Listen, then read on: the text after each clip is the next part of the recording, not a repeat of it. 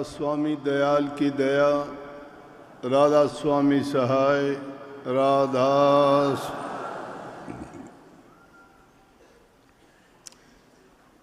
प्यारी साध संगत जियो, भाइयों बहनों, बच्चों, जितने भी आप सत्संगी प्रेमी सत्संग लाभ के लिए उपस्थित हुए हो, शांति से बैठ के सत्संग लाभ उठाएं। अवतरण दिवस जन्मदिन का तो बहाना है, अपना मुख्य कार्य सत्संग से है और इसीलिए मैंने इस जन्मदिन के आडंबरबाजी से बचने के लिए इसको सत्संग का ही रूप दे दिया। जन्मदिन खुशी की बात है, इस बहाने से आप आए हो, बहुत बहुत आप सबका धन्यवाद, क्योंकि सब ने जन्मदिन की बधाई दी है। परंतु मैं इस बात को थोड़े से दूसरे प्रकार से सोचता हूँ। खुशी होती है किसी चीज़ की उन्नति होने में। मुझे खुशी मिलती है संगत के बढ़ने से, संगत में प्यार बढ़ने से, और जितनी ज़्यादा संगत होती है उतनी ही मुझे खुशी होती है। जन्मदिन की क्या खुशी मनानी है, जन्मदिन तो जिंदगी को कम करता जा रहा है, लेकिन जीवन तो थोड़ा भला जो हरि सुमन हो, लाख बरस का जीवना कोटे धरे न कोई। जीवन चाहे 4 दिन का हो, लेकिन उसमें प्रभु की भक्ति होनी चाहिए। थोड़ा भी भला, लेकिन उसमें हरि का सुमन, प्रभु की याद, नेक काम करे इंसान तो उस जीवन का फायदा है। नहीं तो लाखों बरस तक खड़े रहने वाले पहाड़, पेड़, झील, नदियाँ काम आती हैं हमारे, लेकिन इतने वर्षों तक वो रहती हैं तो क्या उनका ज़्यादा कोई लाभ होता है? इंसान चाहे थोड़े समय के लिए जिए, लेकिन उस थोड़े जीवन में उसे नेक काम करने चाहिए, प्रभु भक्ति करनी चाहिए, प्रभु का सुमरण चिंतन और उसकी याद हमेशा करनी चाहिए। नहीं तो जिंदगी का पल पल करके तो कम होता जा रहा है। खुशी मनाने की बजाय हमें दुख होना चाहिए। सोचना चाहिए कि जिस पल में हमने प्रभु के नाम का सुमरण नहीं किया, कोई नेक काम नहीं किया, देखते देखते कितने साल बीत गए। 70 साल गए, आगे आने वाला जो भी समय होगा वो भी यूं ही गुजर जाएगा। लेकिन क्या लेके जाएंगे, क्या किया इस जीवन में? सोच इस बात पे करनी है। भागी जीव हैं हम कि हमें ये अवसर मिला, महापुरुषों के दर्शन, उनका सानिध्य, उनका सत्संग, उनसे दीक्षा शिक्षा जो मिली, उसने हमें जीवन की राह दी। उन द्वारा दिखाया गया मार्ग जीवन को सार्थक बनाता है, महत्वपूर्ण बनाता है। तब इस जीवन का कुछ अर्थ समझ में आता है। लाखों जीव पैदा होते हैं, लाखों खत्म हो जाते हैं। कौन किसको याद करता है? 10 दिन से फालतू कोई याद नहीं करता, सब भूल जाते हैं। परंतु जो प्रभु के भक्त होते हैं, जिन्होंने उनके नाम को याद किया, उनकी नाम की कमाई की, वो सदियों तक अमर हो जाते हैं। देह रूप में नहीं होते, उनके सिद्धांत, उनकी शिक्षा, उनके उपदेश हमेशा जीवित रह के संसार के जीवों को उसी प्रकार से मार्ग दिखाते रहते हैं जब वो देह रूप में होते हैं। जीवन है, इसमें उतार चढ़ाव आते रहते हैं, कभी खट्टा कभी मीठा, कभी दुख होता है कभी सुख भी होता है। जिंदगी के अनुभव हमने सब प्रकार के देखे हैं, विशेष रूप से मैंने तो सारे देखे।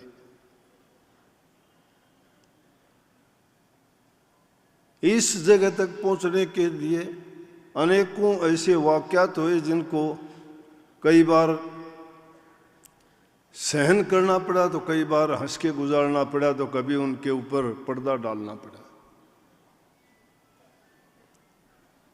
लेकिन मार्ग से भटका नहीं कभी भी। गुरु का नियम, गुरु का सिद्धांत था। इसलिए नहीं कि भटक सकता था, बिगड़ सकता था। मेरे लिए अगर होता तो बिगड़ जाता, बिगड़ा हुआ था ही, कौन पूछता था, किस खेत की मूली थे। लेकिन ये जीवन दिया हुआ सतगुरु का था। सतगुरु के जीवन के साथ हम खिलवाड़ नहीं कर सकते। उस जीवन में करते हमें कौन पूछता था। आज अगर कुछ करते हैं तो गुरु को, सत्संग को, नाम को बट्टा लगता है। और वही लाज, वही मर्यादा और वही सिद्धांत हमें जिंदा रखते हैं। जिस इंसान के जीवन में कोई सिद्धांत नियम ही नहीं है, वो जीना भी क्या है उसका। लाज मेरी नहीं है, इज्जत मेरी नहीं है, याद मुझे नहीं करते हो। अगर मुझे खुश देखते हो, खुशी मेरी नहीं है। अभी जो बातें सुनी मेरी बातें नहीं थी, गुरु की बातें थी। मैं गुरु नहीं हूं, मैं तो सेवक था, सेवक हूं, नौकर हूं। मैंने गुरु वाला कभी सोचा भी नहीं, गुरु वाला पद मैंने कभी संभाला भी नहीं, नाम अपने मन से कभी गुरु बना।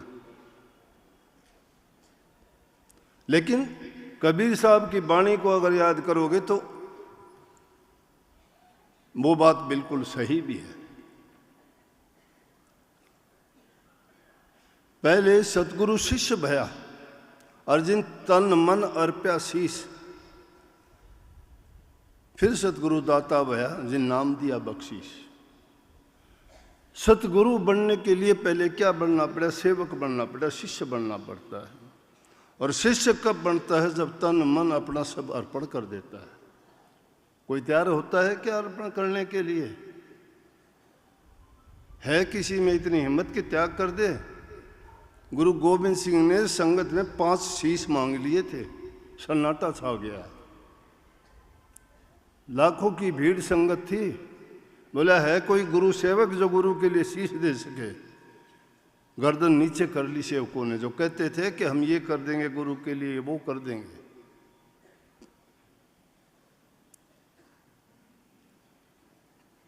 तन मन धन सब गुरु के अर्पण जो कर देता है, उसका कल्याण उसी वक्त हो जाता है। भक्ति नाम आपने अब तक नाम लिए कितने दिन हुए? अरे कुछ तो पैसे 2 पैसे कमाए होंगे भक्ति के। दुनिया की मिट्टी की बात नहीं करता, वो मिट्टी है, कुछ नहीं है, वो कोई काम भी नहीं आती है। हाँ, जब तक नहीं मिलती है दुनियादारी में उसकी कदर है। अगर वो नहीं होती तो भी रुलाती है, और होती है तो भी रुलाती है। जिसके पास नहीं है वो उसके बिना रोता है, जिसके पास है वो उसको रख के भी रोता है। तासीर उसकी ऐसी है, नहीं है। परंतु एक इंसान जो जिसकी औंधी खोपड़ियां नहीं समझ पाता, वो तृष्णा नहीं भरती कभी भी। उसकी ऐसी कामना लगी रहती है कि इसके बिना शायद क्या होगा। प्रभु ने सबका इंतजाम करके भेजा है, ये मन में यकीन भरोसा क्यों नहीं रखते प्रभु का? सतगुरु उन्हीं का तो रूप है, वो यही तो शिक्षा और ज्ञान देते हैं। सतगुरु बनने के लिए उन सीढ़ियों को पार करना पड़ता है। दुनियादारी की बातों को निभा देंगे आप, दोस्ती भी निभा देंगे, प्यार भी निभा देंगे, दुश्मनी भी निभा देंगे। गुरु की शरण निभाना बड़ा कठिन है, मैं जानता हूं।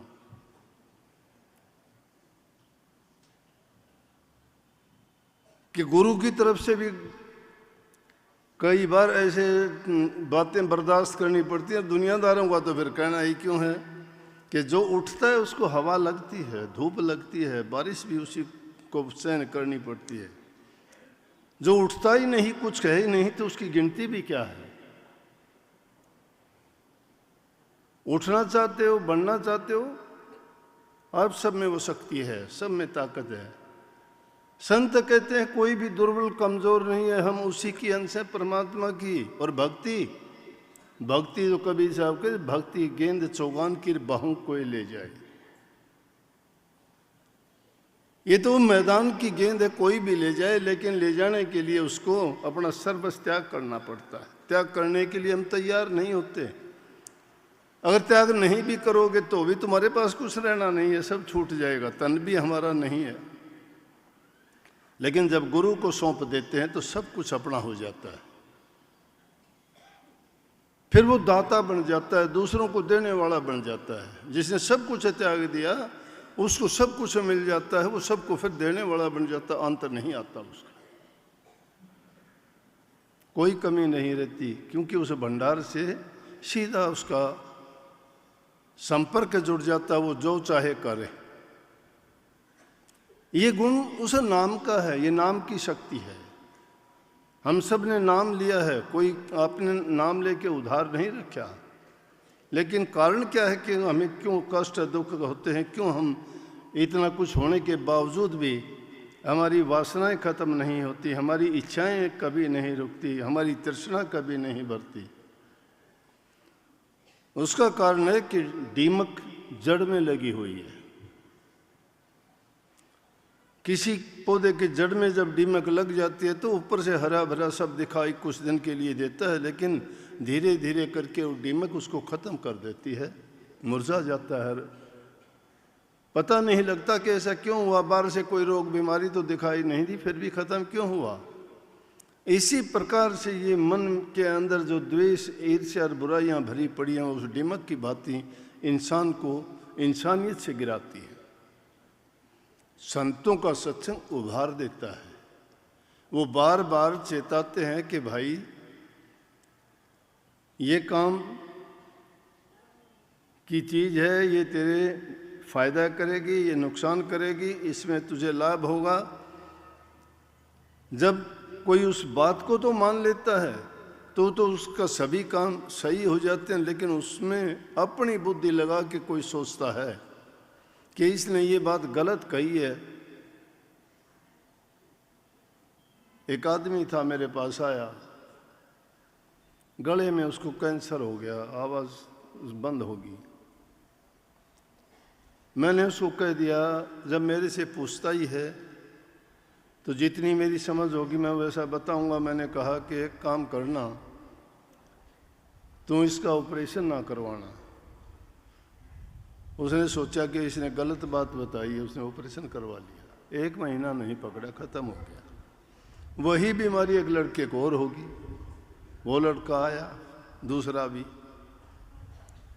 कहने लगा जी मुझे भी वैसा ही हो गया। मैं बोला उसको भी मना किया था, आपको भी करता हूँ, ऑपरेशन नहीं करवाना। उसने ऑपरेशन नहीं करवाया, उसकी बीमारी ठीक होगी। सब जानते हैं, मेरे पास रहने वाले, उनको पता था। कौन समझता है इस बात को? जहाँ हम अपनी बुद्धि, अपनी चतुराई लगाते हैं गुरु की बात में, तो समझो कि हमने बहुत भारी नुकसान उठा लिया। गुरु की वाणी झूठी हो तो भी सच्ची करके जानी, ये गुरु की बात पर यकीन और विश्वास लाना है। लेकिन हम तो गुरु से ही दुश्मनी पाल लेते हैं कि आजा मैदान में। अरे गुरु तो हारा हुआ है बेचारा, हर चीज से हारा हुआ है, उसके साथ क्या करोगे तुम? जिसने अपनी जिंदगी को ही हार दिया है, तुम्हारे से क्या करेगा? उसका मुकाबला ही नहीं है। तो वो दीमक क्या है? एक औरत थी, पौधे लगा रखे थे, वृद्ध थी, उसको कुछ दिन के लिए बाहर जाना पड़ गया। बोली मुझे तो बाहर जाना था, अब क्या करूं, मेरे पौधों की संभाल कौन करेगा? उसका लड़का बोला माता जी क्यों इतनी चिंता करते हो, आप निर्भय होके जाइए, मैं संभालूंगा इनको। बोले अरे मैं तो इसमें रोज़ाना पानी वगैरह देती हूँ। उन्होंने बोला कोई बात नहीं, मैं भी दे दूँगा। कभी देखा ही नहीं था पानी कैसे देते, क्या करते। उसको जाना पड़ा, 10-5 दिन रह के जब आई तो रोज़ाना पानी देता रहा। पानी क्या देता रहा, पौधों के ऊपर पानी छिड़क देता बस, नीचे पानी जड़ में दिया नहीं। वो आई तो सब पौधे मुरझाए हुए और सूखे हुए थे। कहने लगे भाई तूने गलत किया, तूने मेरे सामने कहा था, वादा किया था कि मैं इनकी संभाल करूँगा, ये पौधे क्यों सूखे। बोला मैंने आपसे भी ज़्यादा संभाल की, रोज़ाना दिन में 3-3, 4-4 बार इनको पानी देता था मैं। बोले बेटा पानी कहाँ देता था। बोला देखो इनके पत्ते में ऐसे साफ करता था, ये करता था। बोला जड़ में तो पानी तूने दिया नहीं। जड़ हम क्या है, जड़ वो इसी प्रकार से हमारा मन है। हम बाहर के शरीर से अनेकों क्रियाएं करते हैं, अनेकों क्रियाएं को जप करते हो, तप करते हो, और की आरतियाँ करते हो, कहीं कहीं जाके मत्थे टेकते हो, कहीं तीर्थों पे जाके स्नान करते हो, कहीं दान देते हो, लेकिन मन की भावना सही नहीं है। मन के अंदर हमारे व्याधि जो व्याप्त है वो दूर नहीं करते और बाहर का दिखावा करते हैं। जब दिखावा भी अगर सच्चे मन से करो तो भी वो कोई कुछ ना कुछ तो फल देगा। लेकिन संतुष्टि किसकी कर लेते, मन की संतुष्टि करते। मन अपनी संतुष्टि चाहता ही है। संतों ने इस बात को निषेध किया है। वो कहते हैं मनमुखता नहीं, यह गुरुमुखता का काम है। गुरुमुख वो है जो गुरु की बात को, गुरु की आज्ञा को मानो, उसको गुरु भक्ति कहते हैं। और गुरु भक्ति किससे होगी, नाम भक्ति, गुरु भक्ति सेवा भक्ति से प्राप्त होती है। ये सारी की सारी चीज़ें गुरु की, जब सानिध्य में हम रहते हैं, गुरु की आज्ञा का पालन करते हैं, सच्ची भक्ति वही है। इसीलिए स्वामी जी महाराज ने कही गुरु भक्ति दर्द के करो पीछे और उपाय, बिन गुरु भक्ति मोह जग कभी न काटा जाए, झिन्ने बंधन चित्त के कटे नाम प्रताप, मोटे जब लग जाने तो झिन्ने कैसे जाएंगे। मोटे बंधन जब तक नहीं कटते हैं झिन्ने कैसे कट जाएंगे। उस जड़ तक पहुंचने के लिए पहले बाहरी क्रियाओं को तो सुधारना पड़ेगा। हम तो बाहर की क्रियाएं भी, जिस चीज़ की भी हमारी इच्छा होती है, जो भी हमारा मन चाहता है, उनसे बाहर निकल नहीं पाते। कहने को तो गुरु को अर्पण कर देते हैं कि मैंने तन भी दिया, मैंने धन भी दिया और मैंने मन भी दिया, लेकिन एक भी चीज़ नहीं देते उसमें से। ये चीज़ जो उनके सुपर्द कर देता है तो मन से गुरु की आज्ञा के बिना कुछ नहीं सोचेगा वो। राजा जनक को 1 सेकंड में ज्ञान तभी तो करवाया था, मन में सोचने ही लगा था। अष्टावक्र जी कहने लगे तुझे अधिकार नहीं है इस मन से कुछ सोचने का, तू मुझे अर्पण कर चुका है, मन मेरा है। उसी से मैं सोचने लगा क्या करूं। एक क्षण में ज्ञान हो गया। जिस ज्ञान का हम ढिंढोरा पीटते हैं, घंटों तक अभ्यास का नाम लेते हैं, तो क्या है वो जंगल में घूमने के समान है। जंगल में टक्करें मारते रहो, राह रकाना ठिकाना कुछ है नहीं, पता कुछ है नहीं। रास्ता ढूंढने के लिए इस बियाबान जंगल में 2 ही तरीके हैं, या तो तुम्हें कोई आवाज़ मिल जाए अगर रास्ता भटक गया हो तो, और या कहीं प्रकाश नजर आ जाए। हमारे अंतर में भी 2 ही चीज़ों के भक्ति के प्रारूप संत मत कहता है, प्रकाश और शब्द। प्रकाश अगर हो जाता है तो अंधकार मिट जाता है, शब्द सुनाई देता है तो समझो कि वो सतगुरु का रूप है, वही हमारा निज धाम और निज धाम की वो ध्वनि है। उसी के लिए हमें सूरत शब्द का योग बता के सच्ची भक्ति जो है, जिसको हम सही मायने में आध्यात्मिकता कहते हैं, सूरत शब्द योग के बिना अंतर का अंधकार कभी नहीं मिटता।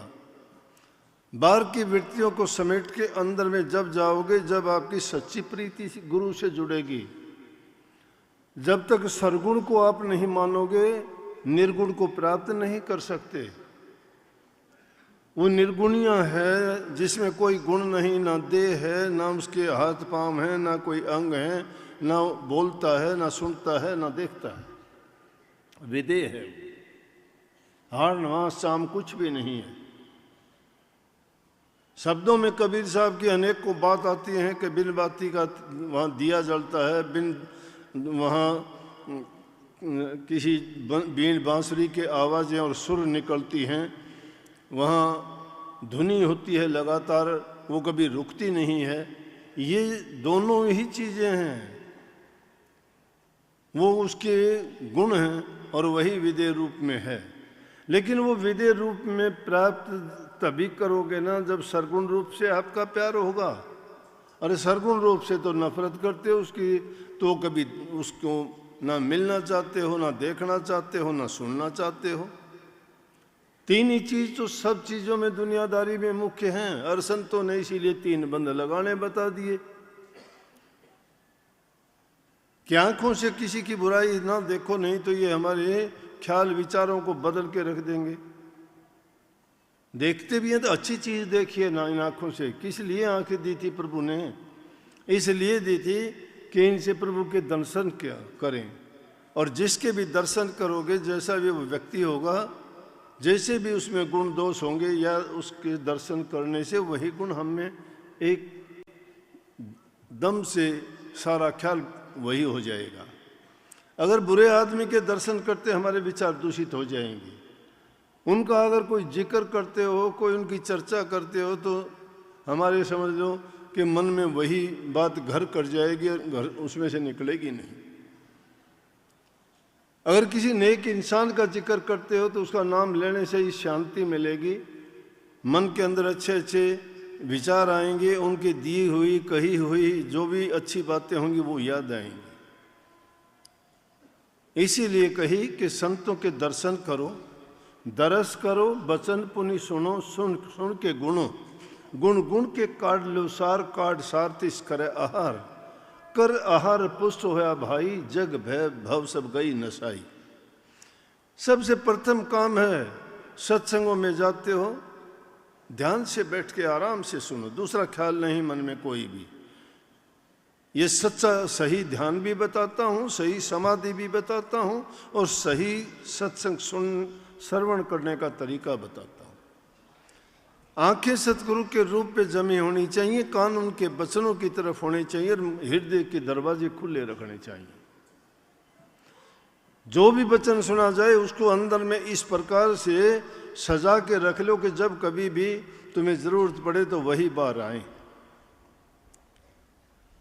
जब कभी भी तुम्हें एकांत का समय मिले तो वही चीजें उसमें अपना जहूर दिखाएं, और वही बार बार हमारे मस्तिष्क में हमें ये याद दिलाती रहे कि ये उन्होंने उस टाइम पे ये फरमाया था, उस टाइम पे ये फरमाया था। तो ऐसे नहीं तो ये दिमाग खाली जब होता है तो शैतानी सोचता है। तो इस शैतानियों से बचने के लिए ही तो कही कि गुरु के दर्शन करने से साहिब याद आता है। गुरु के दर्शन करने से हमें यह है कि जो गुरु में लक्षण है, गुरु में गुण है, वो हम में भी आ जाएंगे। जैसे भी गुरु के गुण हैं वो एकदम उनके याद करने से, दर्शन करने से, शुद्ध और पवित्र को चीज़ को देखने से पवित्रता आती है, और बुरे इंसान को, बुरी चीज़ को देखने से उसके दुर्गुण याद आते हैं। तो इसलिए हमेशा हमारी सोच ये होनी चाहिए कि महापुरुषों के जितने दर्शन मिले, सत्संग में जाने का जितना अवसर मिले, ये नहीं होता तो उनकी वाणी सुनने का आजकल तो बहुत साधन हैं, किताबें हैं, कैसेट हैं, या और फ़ोनों में, फ़ोन में देख लो, कुछ भी पता नहीं, कुछ भी ढूंढ लो फ़ोन में। लेकिन आज क्या देख लें फ़ोन में? फ़ोन में देखने वाली में तो ऐसी ऐसी बातें, ऐसी चीज़ें देखते हैं कि उनमें तो सत्संग की बात क्या, इतनी बुरी से बुरी बातें हैं कि अगर उनको बच्चे देखना शुरू कर दें तो समझो कि वो बच्चा कभी भी अपने जीवन में अच्छे गुण प्राप्त नहीं कर सकता। और उन पर पाबंदियां भी नहीं है कोई भी।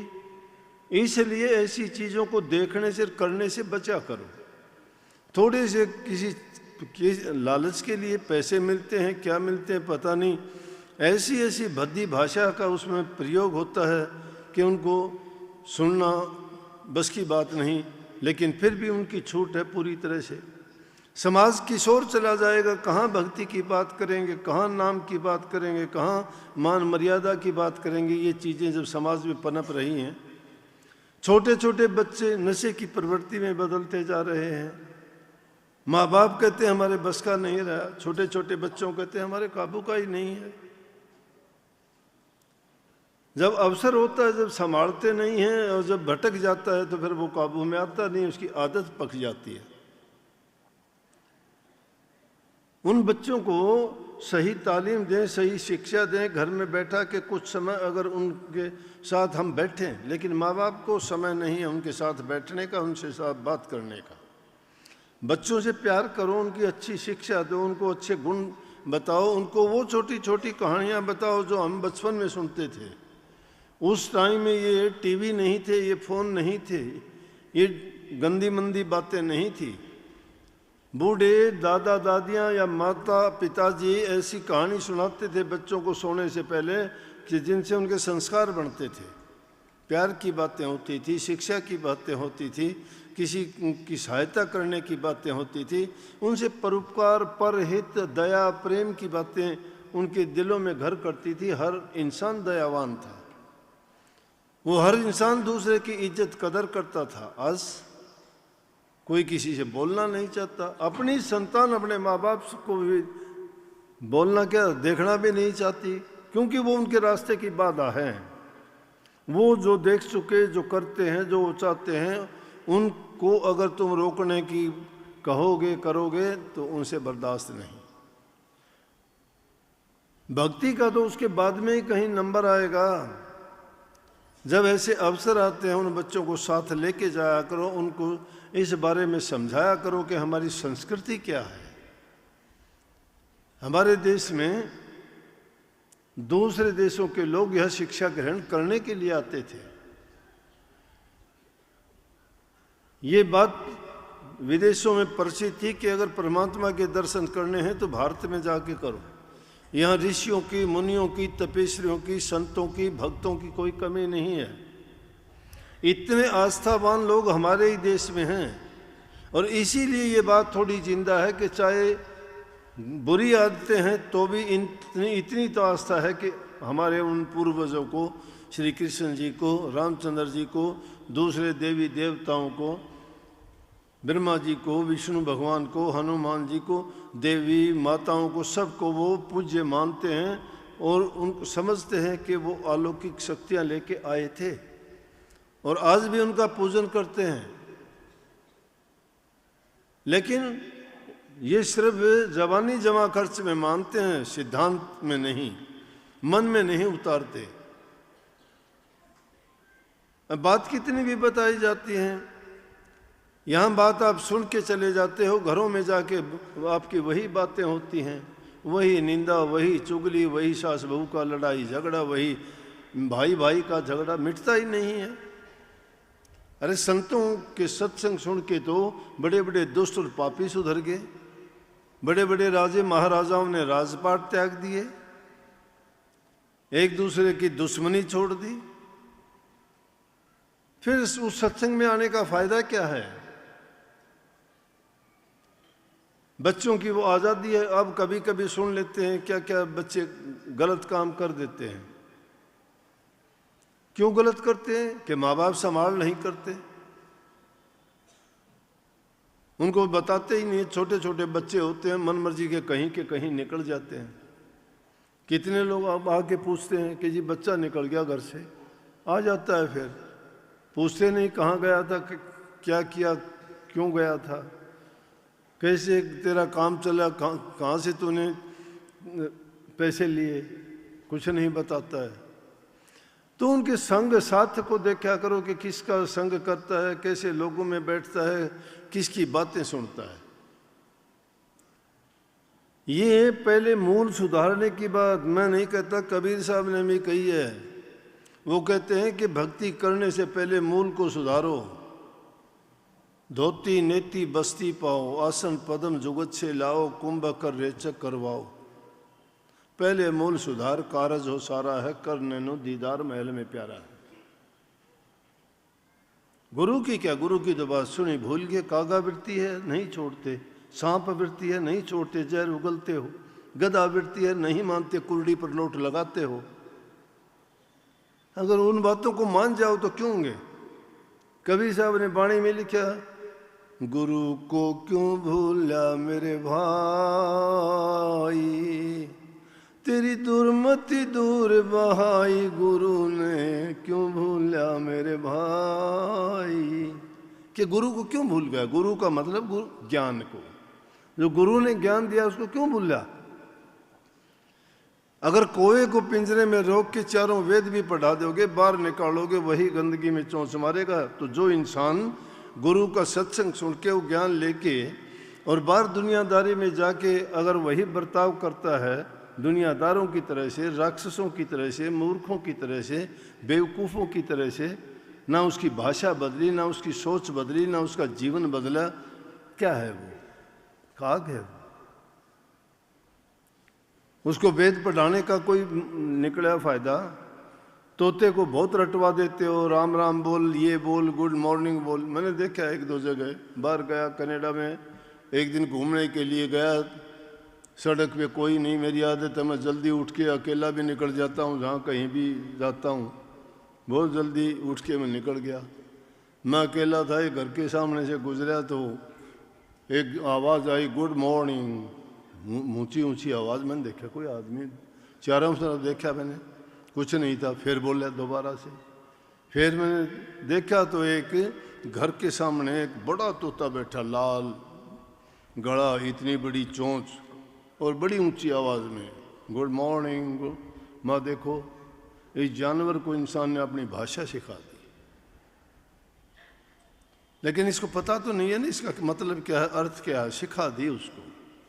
इंसान ने पशुओं को सिखा दिया, पक्षियों को सिखा दिया, बंदरों को नचा दिया, रीछ भालुओं से क्या क्या करवा लेते हैं कर्तव्य, शेर हाथियों को पकड़ के क्या क्या हाथियों से क्या क्या काम लेते हैं, ऊंट जैसे को पालतू पशु बना के क्या क्या पशु हैं वो।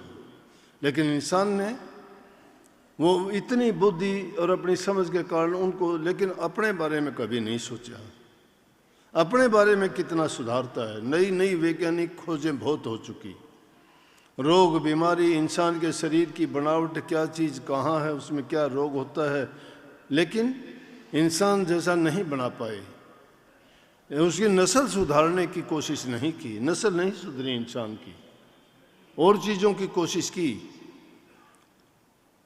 इसलिए अगर इन चीज़ों की ओर गौर करे इंसान, अपने खुद की ओर सोचे कि हमें सुधार करना चाहिए, बुरी जो आदतें हैं उनको त्याग के अच्छे गुण अपनाने चाहिए। अब एक इंसान जैसा है वो अपनी बात को नहीं त्यागता। जैसे कई बार पहले आई होगी बात, एक कीड़ी नमक के पहाड़ पर रहती थी, एक मिस्री के पहाड़ पर रहती थी। एक दिन मिस्री वाली को नमक के पहाड़ पर रहने वाली कीड़ी ने निमंत्रण दिया कि एक दिन आओ मेरे घर। वो गई, जाके उसने देखा, उसने खाने को दिया, क्या देगी, नमक के पहाड़ पे तो नमक था, नमक दिया। लेकिन उसका चीनी के पहाड़ पे रहने वाली, मिस्री के पहाड़ पे रहने वाली को नमक दे दिया तो उसको बहुत बुरा लगा। वो कहने लगी बहन एक दिन हमारे पास भी आना। तो जब वो गई कीड़ी तो क्या किया कि उसने नमक मुंह में लेके, क्यों नमक खाती थी, और नमक मुंह में लेके चली गई। पूरे पहाड़ पे उसने उसको मिश्री खाने के लिए दी, लेकिन बोली कि बता बहन कैसा आनंद आया तेरे को। बोले आनंद क्या, मुझे तो वही लगता है।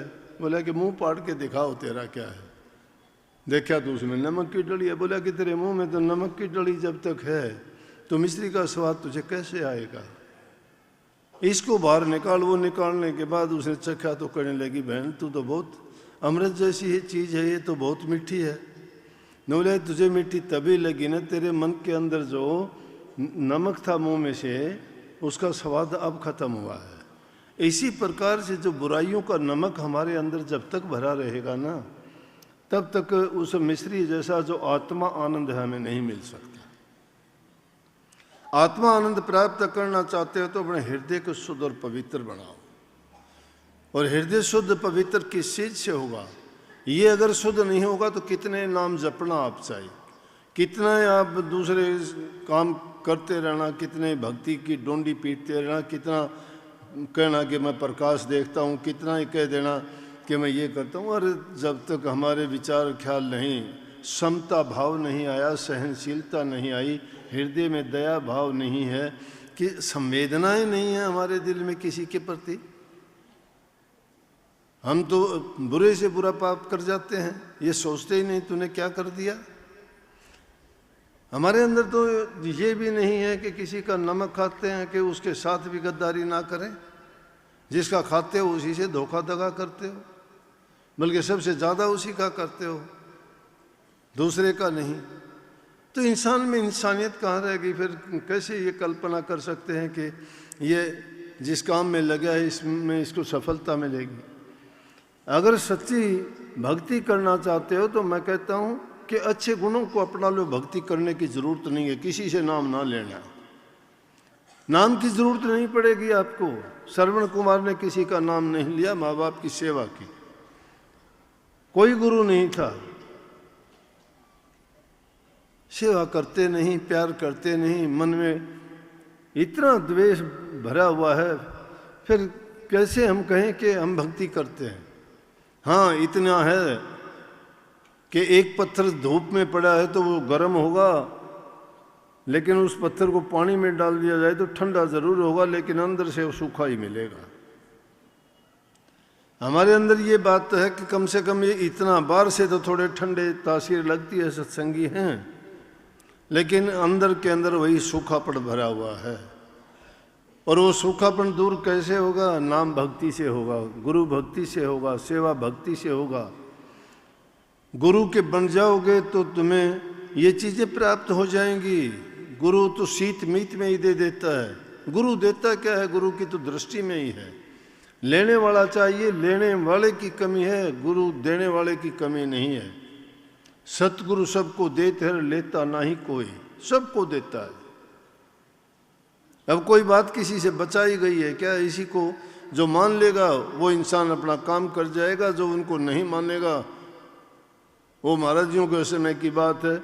दादरी में एक सत्संग हो रहा था, थोड़े आदमी बैठे थे, गए थे महाराज जी कुर्सी पे जाके बैठे, 30-40 सत्संगी वहाँ बैठे हुए थे। मैं फिर गाड़ी खड़ी करके पीछे बैठ गया। महाराज जी ने जब इस तरह वाली बात कही, जो अपनी सामाजिक बात, घर गृहस्थी की बात, अच्छी बातों को अपनाने की, बुराई छोड़ने की, तो एक आदमी पीछे से आके बैठा, नुगरा था, बिना गुरु का,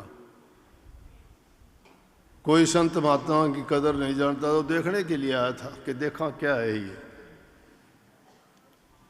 बोला कि मैं उसके पास बैठा था। बोले इन बातों का तो हमें पता ही नहीं है। मैं बोला खड़ा हो जा, चल बाहर चल लांगे। बाहर ले जाके मैं बोला कि जब पेराया था वो इसी कराना आया था। मतलब दुष्ट आदमी ने दुष्टता तो मानने का। बोला ना मैं तो न्यू नहीं कहूँगा, और क्या कहता तू? तेने बुलाना तो को नहीं कहा ना कोई। बेरा उस इंसान को होता है जो उनको अपना ले। मैं भी बात बताता हूँ, आपको सबको पता है, ये बात जानते हो, कभी नहीं सोचते हो, आप सब जानते हो, मेरे से ज़्यादा जानते हो। लेकिन फ़र्क है भाई, मन ने मानी तो मान दे को नहीं। स्वीकार करो इस बात ने कि मन ने मानी थी, आप लोग मानते नहीं हो। अगर आप लोग मान लो तो ये बात कहने की ज़रूरत ही नहीं पड़ेगी। लेकिन मानना कब होगा? जब मन के अंदर ये तुम्हारे बात घर कर जाएगी, जम जाएगी कि हाँ, मैंने जो रास्ता अपनाया है, जो मैंने गुरु से नाम की भक्ति का जो शक्ति प्राप्त की है, उसी से मेरा कल्याण होगा, उसी से मेरा उद्धार होगा। ये दुनियादारी की चीज़ें साथ निभाने वाली नहीं है, ना इनकी तासीर अच्छी है।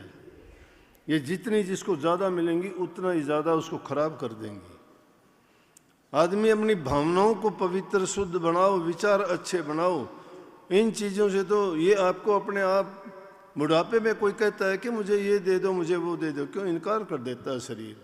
इंद्रिय स्वाद उनका ख़त्म हो जाता है, जवाब दे देती हैं कि नहीं मुझे ज़रूरत है। आप कहोगे कि घी दूध खाया कर। ना बोला अरे कहाँ घी दूध खाऊंगा, नहीं खाया जाता। अगर खा लेगा तो तकलीफ देगी उसको। इसी प्रकार से ये चीजें भी जवानी के टाइम में ही कर सकते हो। बुढ़ापा जब आएगा कुछ नहीं कर पाओगे, अभी करो, अभी समय है। और इंसान कभी लेट नहीं होता है।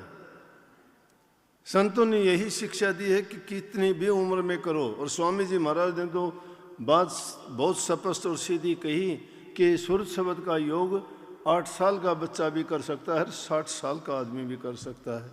वही बात कबीर साहब ने कही। कबीर साहब कहते हैं कि कबीरा तेरी बाड़ी ली चूहों ने खा, रही सही ने बटोर ले, दौलड़ी ही बन जा। कि तेरी बाड़ी जो थी चूहों ने खराब कर दी, कपास थी वो सारी, लेकिन बची खुची पड़ी भाई। उसके अगर तू ठीक अब भी संभाल लेगा तो अगर अच्छा सूत उसका नहीं बनेगा तो दौलड़ा दालड़ा तो अब भी बन जाएगा। तो ये मत सोचो मेरी उम्र चली गई अब मैं कुछ करने लायक नहीं हूँ, जाट वाली भाषा ना बोलो। एक महात्मा के सामने जाट चला गया जमींदार। जाट का मतलब जमींदार कदे जाट जाति वाले ना मान लियो। एक किसान कहो, किसान सारे ही जाट होते हैं। जाट का मतलब किसानी जो करता है। महात्मा के पास गया। महात्मा बोला अरे तू सारा दिन काम में लगे रहता है, कभी परमात्मा का भी नाम ले लिया कर। बोला बाबा परमात्मा का नाम कहाँ ले ले, फुर्सत ही नहीं है। और बात सुनो। ने बोला हाँ। मेरा 3 जन्म तो मेरे बेकार गए, चौथे में काम बने तो भी बता दे। बोले वो कैसे? ने बोले पिछले जन्म में मैंने कुछ करा नहीं। देखो कितनी जानता था। ये नहीं, हम भी जानते हैं हमारे प्रारब्ध के कारण जन्म है ये। पिछले जन्मों में नेक कर्म किए तो हम अच्छे इंसान बने, अच्छे घर में जन्म मिला, गुरु मिला, नाम मिला, सत्संग मिला। ईब अगर उसको डूबते हैं डबोते हैं तो हमारे वर्ग निर्वाह कौन होगा? कमी है क्या किसी चीज की? आंख कान हाथ पैर शक्ति सब कुछ आपको दी, फिर बुला दिया। प्रारब्ध पहले बनती है इंसान की, फिर जन्म होता है। उन लोगों की तरफ भी ख्याल करो जिनके हाथ नहीं, पांव नहीं, कईयों की आंख नहीं, लूले लंगड़े अंधे दुनिया में आते हैं और फिर भी वो अपना जीवन जीते हैं। उनसे फिर भी मरना नहीं चाहते वो, फिर भी और कह देते हैं कि परमात्मा में आस्था फिर भी दिखाते हैं कि परमात्मा की इच्छा। तो बात बिल्कुल सादी जरूर थी, लेकिन शिक्षा देखो उसमें कितनी कह दी। बोला जी पिछले जन्म में 2 अच्छे करे नहीं, इसलिए ये जन्म हमारा यूं हो गया। ये गरीबी की हालत हुई, खाने को रोटी नहीं है, मेहनत करनी पड़ती है। और अगला जन्म भी खराब यूं हो जाएगा कि अब हमारे पास सिर्फ पेट भरने के सिवाय दूसरा काम या भक्ति का काम या नाम जपने के लिए हमारे पास समय ही नहीं है। तो हो गए ना 3। बोला कि बात तो ठीक है 3 हो गए, लेकिन अगर तुम अब भी विश्वास रख के जो तेरी जितनी सामर्थ्य है उतना काम करेगा तो धीरे धीरे करके संचय करने दे। धीरे धीरे रे मना धीरे सब कुछ होए, माली सींचे सो घड़ा ऋतु आए फलो। एक बूंद बूंद करके घड़ा भरता है। एक एक पैसा जोड़ने से आदमी धनवान बनता है। एक एक ईंट जोड़ने से आदमी महल बना लेता है। एक एक अक्षर सीखने से विद्वान बन जाता है। एक एक पल का ध्यान और सुमन करने से इंसान अपना काम कर जाता है। ये ना सोचो कि मैं कब करूं कैसे करूं, लेकिन मन को आदत ही नहीं है, नहीं बैठने देता, आपको नहीं टिकने देता, पल भर के लिए भी नहीं टिकने देता। जब भी बैठते हो तो तुम्हें कहीं ना कहीं घुमाता है, लेके जाता है पुरानी बातों में, किसी की दुश्मनी की, किसी की दोस्ती की, कभी बचपन की, कोई आपके काम की, कोई किसी से लड़ाई झगड़े की, उन बातों में उलझा देता है और फिर भी नहीं सोचते मन क्या करता है। इसीलिए संतों ने कहा है कि घर में झगड़ा बहुत भारी है। पहले मैंने एक शब्द लिखा, 4 लाइन लिखी है कि 5 का झगड़ा पड़ा जगत में, झगड़त जन्म बीते सारा। कोई काम कोई क्रोध से लड़ता है, किसी को लोभ भारा, अलग अलग कामनाओं के कारण मर गया। लेकिन घबराओ नहीं, जो वक्त आता है तुम अपनी तरफ से बुरा ना करो, देखते चलो, सतगुरु तुम्हारे साथ है। इस वाणी में नहीं कह रखा कि जब भक्ति के रास्ते पर चले हो, कबीर साहब ने दिए कहिए कि जो तू नाच नीक सी फिर घूंघट कैसा, घूंघट के पट खोल दे मत करो अंदेशा। जब भक्ति के मार्ग पर चले सो किसकी चिंता, और चिंता प्रभु के नाम पर चले हो तो फिर एर गैर से तुम्हें डरना भी क्या है। शरणा जब सतगुरु का लिया, डरते एर गैर से वो क्यों डरते हो। उनसे पूछ के देखो कोई साथ देगा क्या हमारा, कोई नहीं देगा। मत देखो, किसी का साथ देखोगे साथ हट जाएगा, छोड़ देगा। सवा लंबी बनो, अपने आप जीना सीखो। जिसका सहारा पकड़ोगे वो छोड़ देगा। वहम हो जाएगा उसको कि शायद मेरे कारण ये है, मैं अगर ऐसा नहीं करूँगा तो नहीं होगा। गलत बात। तुम अगर अपना करना चाहते हो, सेल्फ डिपेंडेंट बनो। परमात्मा ने आपको सब कुछ दिया है और उसको साथ लो जो तुम्हारा साथ निभाए। दुनियादारी में कोई साथ नहीं बढ़ना, पत्नी साथ देगी, ना भाई साथ देगा, ना संतान साथ देगी। सतगुरु साथ देगा। सतगुरु का दिया हुआ वचन, काम, शिक्षा साथ जाएगी आपके। नेक काम करने का फल आपके साथ जाएगा, वो नेकी करो। और जब ऐसी वैसी हालत होती है, कोई बात आपदा विपदा आती है तो मेरे वाली बात याद कर लिया करो। सोचा करो कि अगर थोड़ी बहुत भी उकचुक होगी, कोई गड़बड़ होगी तो सारा करा करा मड़िया मेट हो जाएगा छोटे से काम के लिए। स्वामी जी महाराज ने कहा मौत से डरत रहो दिन रात। एक दिन काठी बने तुम्हारी, चार कहरवा लादे जात, भाई बंधु कुटुंब कबीला सो सब पीछे भागे जात। मौत से डरत रहो दिन रात। शमशान घाट तक के साथी हैं शायद, वो वहां जाके आग जरूर लगा देंगे और कोई नहीं साथी। इतने साथी हैं। तो जब मेरे पर तो ऐसी आफत आई ना, बहुत आई, लेकिन मैं तो जब कहा करता, मैं तो अपने आप पे लिख दिया मैंने, दास कंवर ख्यास नहीं तो नाश बात का हो जाएगा। क्यों हो जाएगा नाश बात का, इतने दिन तो रहरीब चाल देगा, तेरा पाँव टूट जाएगा तो लंगड़ा हो जाएगा, बुराई बन जाएगी। इसलिए जो कहता है कहने दे। याद आई कबीर साहब की वाणी, कहते को कह जान दे और गुरु की सीख तू ले। दुष्ट जन और स्वान को और बाउड़ जन जवाब ना दे। दुष्ट को और कुत्ते को बाउड़ के जवाब नहीं देना चाहिए, क्यों दोनों आया आया करेंगे फिर। तो चींची ना करो, गुरु की शिक्षा ले। गुरु की सीख ये है कि बर्दाश्त करो, अपने आप उनको इसका पता लग जाएगा। तुलसी साहब हाथरस में हुए, हाथरस वाले रामायण ये लिखी वो नहीं, घट रामायण लिखी वो। सत्संग करने के लिए जा रहे, बच्चों ने उनको पत्थर मारे। गिरधारी दास उनका शिष्य था, साथ रहता था हमेशा। वो उनके पीछे भाग गया बच्चों के। बोला गिरधारी दास क्या करता है? बोला जी ये पत्थर मारते हैं, हमारे सिर में लग गया जी। बोला तेरे को लग गया कोई? नहीं लग गया तो नहीं, लेकिन लग जाएगा। नहीं छोड़ तुम इस बात को। आगे वो अगले गांव में गया, अगले गांव वाले अच्छे आदमी थे, वो मिल गए रास्ते में। उनके पकड़ के उन बच्चों दो दो चार चार मारे। बोला महापुरुषों क्यों दुखी करते हो रे पागल? बोला गिरधारी दास देख लिया, तुम अगर कोशिश करते तो बुराई तुम्हारे बंद नहीं थी, लेकिन प्रभु ने सबका इंतजाम कर रखा है। अपने हिंदी में बहुत ही पढ़े लिखे आदमी कहा वेट एंड वॉच, कैसे ना, वेट एंड वॉच, इंतजार करो देखो क्या होता है। बात तो बहुत बढ़िया है, लेकिन करते नहीं ऐसा। नहीं तो सड़कों पर भी बहुत अच्छी लिख रहा कि मैं देख लेता हूँ ऐसी, अंग्रेजी में लिख रहा क्या, स्टॉप वॉच एंड गो। ये जीवन का सार बता दिया है मुझे तो।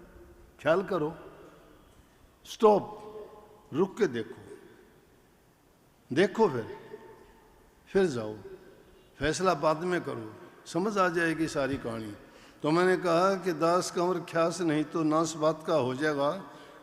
खींच ले नीची ना कर ची, मैंने क्यों कुछ भी कह गया कोई, मैं नीची खींच ली, भूंडी कही याची कही, क्या वो खींच ले नीची ना कर चीची, नहीं तो करी कराई खो जाएगा। गुण का गाह का गुण तो है और दुष्ट ओगुण करण रो जाएगा।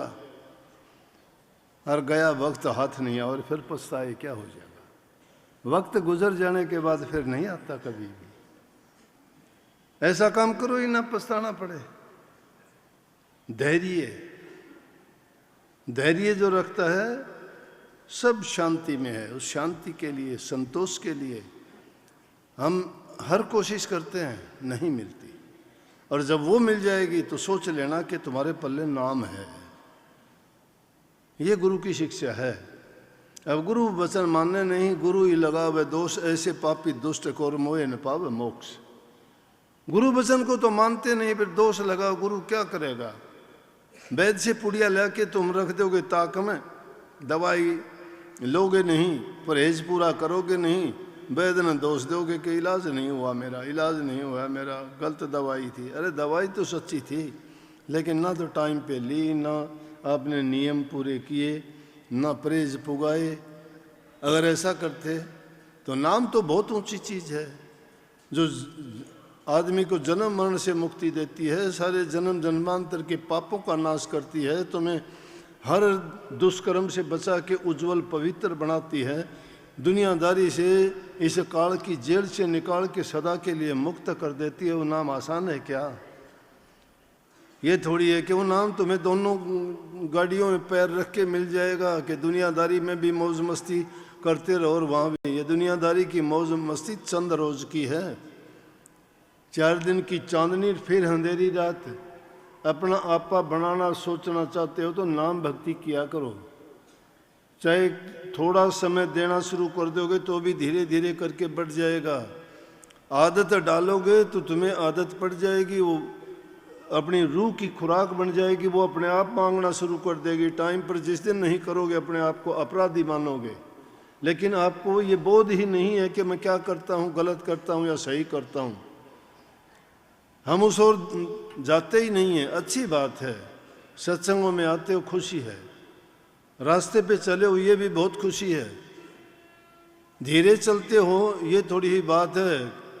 जो बैठे हुए सोए हुए हो, बैठ जाओ, बैठे हुए हो वो चल पड़ो, चलने वाले भागना शुरू कर दो। मंजिल अपने आप पास आती जाएगी भाई, सतगुरु की कृपा से। मैं तो आपको देखो बताता रहूँगा, चेताता रहूँगा, याद दिलाता रहूँगा। बाकी अब मैं भी उम्र से देखो डरता जा रहा हूँ। देखो दम लिख रखा पहले 77-78 साल है ना। मैं मानूँ तो कौन था, लेकिन ये लिख के मैंने बूढ़ा बना दे हैं। जब मैंने यूँ कह दें कि 50 साल हुई है भाई, मैं दिया मानदा कौन 77 वाली में तो जो गुरु की दी हुई से उसने मानू छूँ। ये बनाई जाओ मनज कितने साल का रोजाना। लेकिन उम्र का क्या करना है, नेक काम करो, अच्छे काम करो। मैं आपके साथ हूँ, मिल के करेंगे, अच्छे काम किया करो। नाम भक्ति पूरा समय दिया करो। नाम का चिंतन, नाम का सुमन, भजन रोजाना अभ्यास में बैठा करो। जो ऐसा करेगा वो मेरा दिल का प्यारा है, वो सच्चे मायने में मुझे प्यार करता है। जो मेरे से प्यार करता है वो रोजाना भजन किया करो, संकल्प लेके जाओ। और जो नहीं करेगा इसका मतलब वो जो है मैं उनको अच्छा नहीं लगता, और तो क्या कहूँगा। सबको बहुत बहुत आशीर्वाद। राधा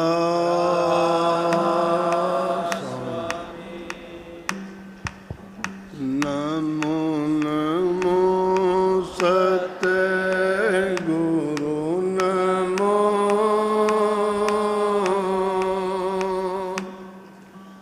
नमन करूं जी हर बार चरण कमल में राखियो।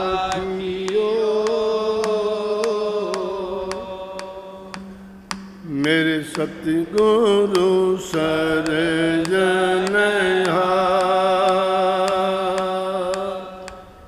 सतगुरु तारा चंद महाराज ने नाम दिया बख्शीश। गुरु दया की दात दियत के जी।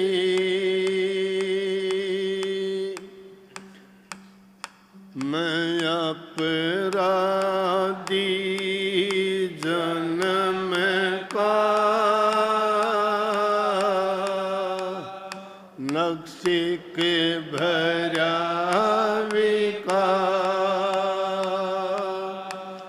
तुम साहेब दुख भंजना मेरी करो संभाल। तुम राखो तो मेरी रह, छोड़ो तो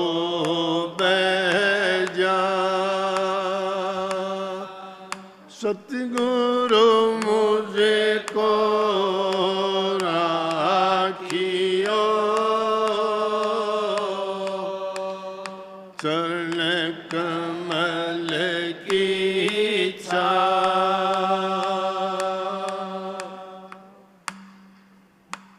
सतगुरु ने मोहे दीनी है ज्ञान जड़ी,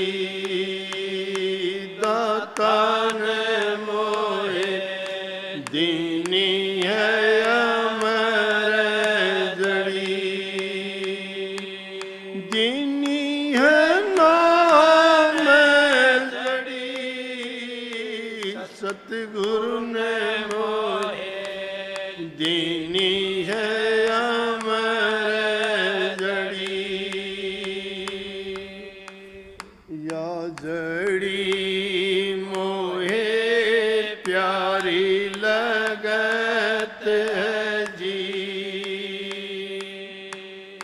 या जड़ी मोहे प्यारी लगत है जी।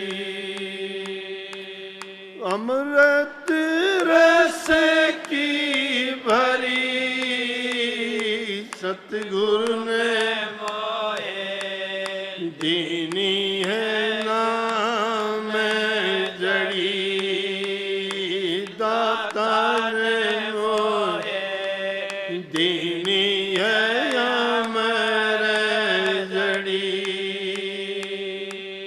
पांच नाग 25 नागणी जी, पांच नाग 25 नागणी जी। सुंगत तुरत मरी सतगुरु ने मोहे दीनी है ज्ञान जड़ी, दाता ने मोहे दीनी है नाम जड़ी। दीनी है ज्ञान जड़ी सतगुरु ने मोहे दीनी है अमर जड़ी। काया नगर एक अद्भुत बंगला जी, काया नगर एक अद्भुत बंगला जी। तामे गुप्त धरी सतगुरु ने मोहे दीनी है नाम जड़ी, दाता ने मोहे दीनी है अमर जड़ी। कह कबीर सुनो भाई साधो जी, कह कबीर सुनो भाई साधो ले परिवार तेरी सतगुरु ने मोहे दीनी है नाम जड़ी दाता ने मोहे दीनी है अमर जड़ी राधा